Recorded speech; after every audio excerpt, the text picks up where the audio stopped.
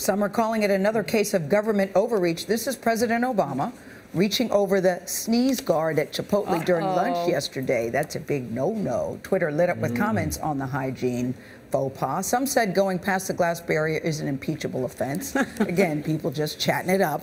The president treated 4 working parents to a meal at the fast food chain, saying it's been a long time since he's had a burrito bowl, and they're very good there at Chipotle. Yeah, the burrito bowl but just don't reach over. Yes, just don't reach over. That's We got right. to get you, Charlie, to a Chipotle. You'd like it. I'm sure I would. You would. I would.